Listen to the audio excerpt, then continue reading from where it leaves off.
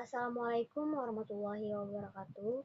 Perkenalkan, nama saya Sarah Tunisa, NIM 1810123220041. Baiklah, di sini saya ingin menjelaskan konsep nilai budaya Banjar. Sebelum itu, seperti yang kita ketahui, Indonesia dikenal dengan keragamannya. Penduduknya menunjukkan keragaman budaya, adat istiadat, suku, agama, maupun bahasa. Salah satu provinsi yang ada di Indonesia yang memiliki kekhasan tersendiri adalah Kalimantan Selatan. Kalimantan Selatan adalah sebuah provinsi yang terletak di bagian tenggara Pulau Kalimantan. Pulau Kalimantan memiliki kawasan dataran rendah di bagian barat dan pantai timur, serta dataran tinggi yang dibentuk oleh pegunungan meratus di tengah. Kondisi geografis Kalimantan Selatan lainnya banyak mempunyai rawa serta sungai. Sedangkan suku terbesar di Kalimantan Selatan ialah suku Banjar. Setiap daerah tentunya memiliki kebudayaan yang menjadi kekayaan dan identitas daerahnya. Demikian pula halnya seperti masyarakat Banjar yang kaya dengan kebudayaan daerahnya. Budaya tersebut merupakan bagian dari kehidupan masyarakat pendukungnya. Kebudayaan adalah keseluruhan pemikiran dan benda yang dibuat atau diciptakan oleh manusia dalam perkembangan sejarahnya. Kebudayaan juga dapat dipahami sebagai suatu sistem, ide, atau gagasan yang dimiliki suatu masyarakat lewat proses belajar dan dijadikan acuan tingkah laku dalam kehidupan sosial bagi masyarakat tersebut. Sedangkan sistem budaya itu sendiri dapat dikatakan norma, hukum, aturan yang diacu untuk menata, menilai, dan menginterpretasikan benda atau peristiwa dalam berbagai aspek kehidupannya.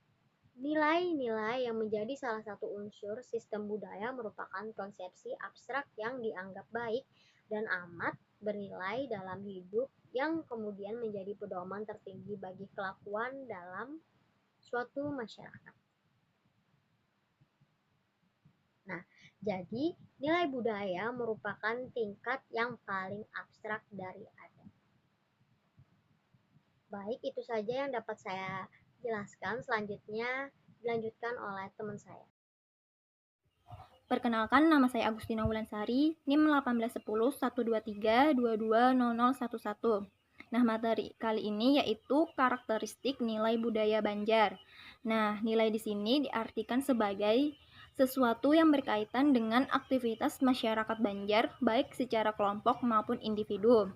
Nah, nilai yang muncul di sini dapat bersifat positif apabila akan berakibat baik, namun akan bersifat negatif jika berakibat buruk pada objek yang diberikan nilai. Nah, nilai budaya Banjar dalam hubungan manusia dengan sesamanya juga berkaitan dengan sistem kekerasan dan sikap keagamaan dari masyarakat Banjar. Pada sistem kekerabatan, baik karena keturunan maupun karena status sosial atau profesi yang disebut dengan nilai bubuhan. Nah, dalam konsep bubuhan ini termuat nilai beding sanak yang artinya persaudaraan.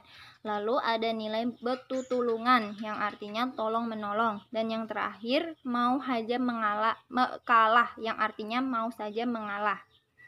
Nah, konsep bubuhan ini sebagai kesatuan sosial sangat kuat ikatannya dengan kegotong royongan. Orang hidup harus betutulungan atau tolong menolong. Jangan hidup seorang-seorang, yang artinya jangan hidup sendiri-sendiri tanpa bantuan orang lain. Setiap manusia pasti mengalami perubahan, baik perubahan tersebut berlangsung secara cepat maupun lambat, berpengaruh luas atau terbatas. Karena itu, orang Banjar juga terbuka terhadap pemikiran-pemikiran yang rasional, termasuk bagaimana melakukan kegiatan secara lebih praktis. Hal ini sesuai dengan temuan nilai konsepsi dalas belangsar dada, yang artinya seseorang harus berjuang dengan bersungguh-sungguh. Nah, selain itu, orang Banjar juga mengenal ungkapan gawi manuntung, yang mengandung arti bahwa seseorang dalam mengerjakan sesuatu harus dapat menyelesaikannya dengan lebih baik atau dengan baik. Nah, selain itu juga, orang Banjar juga mengenal nilai bisa-bisa mandak awak, yang artinya kita harus bisa menyesuaikan diri dengan adat istiadat dimanapun kita berada. Nah, sekian, terima kasih. Baik, di sini saya mencoba melanjutkan penjelasan dari kawan-kawan tadi, yaitu selanjutnya ini nilai yang terkandung dalam budaya Banjar. Yang pertama itu hubungan manusia dengan Tuhan. Dalam hal ini, masyarakat Banjar memiliki pemikiran bahwa manusia percaya berusaha dengan benar secara maksimal dan bertawakal tidak akan menjadikan seseorang menjadi hina dan tidak memiliki apa-apa. Jadi maksudnya di sini ini sendiri adalah apabila kita memiliki keyakinan atau kepercayaan itu tidak akan menjadikan diri kita ini hina dan tidak memiliki apa-apa, ini maksudnya tidak akan mendapatkan pendapatan atau rezeki. Sebenarnya masyarakat Banjar ini sendiri mempercayai adanya Tuhan sedari dahulu, sejak Kalimantan Selatan memiliki Kesultanan Banjar, itu yang dulu dipimpin oleh Pangeran Antasari. Pada zaman Pangeran Antasari ini sendiri, masyarakat Banjar memiliki keyakinan mayoritas agama Islam. Sampai pada zaman sekarang masyarakat Banjar masih mayoritas memiliki kepercayaan agama Islam. Contohnya saja, sampai saat ini budaya masyarakat terdahulu sampai sekarang masih ada, yaitu contohnya ketika masyarakat memiliki menghasilkan panen yang sangat banyak, itu biasanya masyarakat akan mengadakan syukuran yang dilakukan secara agama Islam. Dan selanjutnya itu masyarakat Banjar ketika ada hari-hari besar, yaitu Isra Mi'raj dan peringatan Maulid Nabi Muhammad, itu masyarakat Banjar sendiri biasanya akan melakukan yang dinamakan dengan habsyi. Mungkin itu saja yang dapat saya sampaikan. Selanjutnya dijelaskan oleh teman saya. Di sini saya akan melanjutkan penjelasan dari teman saya, yaitu hubungan manusia dengan manusia, yang dirujuk dalam peribahasa Banjar, Kadakaya mamamah lumbuk balalu padas, yang artinya masyarakat Banjar saling bekerja sama dan bersikap rendah hati.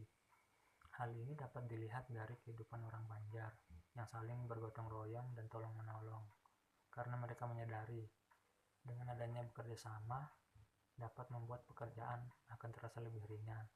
Bersikap rendah hati juga masih ada dalam kehidupan orang Banjar, karena mereka menyadari bahwa sikap rendah hati ini diperlukan bagi siapa saja untuk menjaga amal saleh ataupun amal kebaikannya agar terus tetap tulus dan ikhlas. Sekian dan terima kasih. Assalamualaikum warahmatullahi wabarakatuh. Perkenalkan, nama saya Syafira Ika Putri Nuralifah, NIM 181012320004. Di sini saya akan menjelaskan tentang hubungan manusia dengan alam sekitar atau lingkungannya. Hubungan manusia dengan alam sekitar atau lingkungannya yang tersirat dalam peribahasa Kadakaya mamamah lumbuk balalu padas, yaitu dengan peribahasa ini sebenarnya manusia belajar dari alam karena dapat mengibaratkan tanaman cabai dengan pedasnya kehidupan. Sebenarnya manusia itu tahu bahwa alam ini memiliki manfaat yang banyak, tetapi terkadang manusia ini tidak peduli dan tidak memanfaatkan alam semaksimal mungkin. Nah, di Banjar sendiri yang kita ketahui, Banjar ini didominasi oleh perairan. Biasanya masyarakat Banjar memanfaatkan air sebagai alat transportasi mereka menggunakan jukung atau juga sebagai wadah untuk mereka mencari mata pencaharian mereka. Tidak hanya itu, masyarakat Banjar juga memanfaatkan air untuk mereka konsumsi Juga mereka menggunakan untuk mandi dan lain sebagainya. Jadi sungai ini sangat banyak manfaatnya. Jadi konsep nilai budaya Banjar ini yang dapat kita ambil adalah mereka mampu memanfaatkan sumber dari alamnya dengan semaksimal mungkin, meskipun ada beberapa masyarakat yang menyalahgunakan atau membuat kerugian seperti tercemarnya sungai dengan mereka membuang sampah sembarangan. Nah, disinilah nanti peran konselor, yaitu menyadarkan masyarakat agar tidak melakukan hal tersebut kembali, karena itu akan merugikan masyarakat sekitar, tidak hanya untuk kita tetapi yang lain juga. Jadi di sini tuh konselor harus bisa memahami bagaimana karakteristik dari konseli tersebut, lalu kita di sini akan mengarahkan dan memberi bimbingan kepada mereka bahwa alam sekitar nih jangan sampai dirusak. Apalagi yang kita ketahui kan masyarakat Banjar menggunakan memanfaatkan sungai ataupun perairan ini nih untuk selain untuk mata pencaharian mereka juga untuk kehidupan sehari-hari mereka. Jadi kita harus menjaga lingkungan tersebut. Terima kasih. Warahmatullahi wabarakatuh. Saya di sini ingin menjelaskan tentang hubungan manusia dengan dirinya sendiri.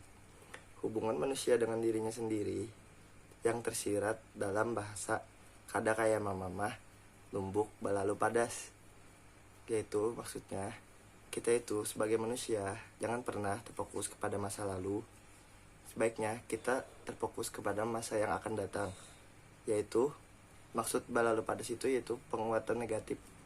Maka dari itu kita lebih baik melakukan penguatan positif agar kita memikirkan masa depan, agar kita menjadi orang yang sukses, seperti memotivasi diri kita sendiri. Terus saya lanjutkan, yaitu masyarakat Banjar meyakini peribahasa tersebut dapat memberikan motivasi dalam diri sendiri untuk sebuah kesuksesan. Selain itu, masyarakat Banjar memiliki kemauan keras atau ulet. Nah, maka dari itu, yang dimaksud dengan hubungan manusia dengan dirinya sendiri ini yaitu kita memotivasi diri kita sendiri agar kita kedepannya menjadi orang yang sukses. Ya, selanjutnya akan dijelaskan oleh teman saya. Ya, baik, di sini saya akan menjelaskan tentang nilai budaya. Nah, apa itu nilai budaya? Nilai budaya itu adalah tingkat pertama kebudayaan yang ideal atau dalam adat. Nilai budaya merupakan lapisan paling abstrak dan luas ruang lingkupnya. Nah, jadi nilai budaya adalah suatu yang dianggap sangat berpengaruh dan dijadikan pegangan bagi suatu masyarakat dalam menentukan seseorang itu berperi kemanusiaan atau tindaknya.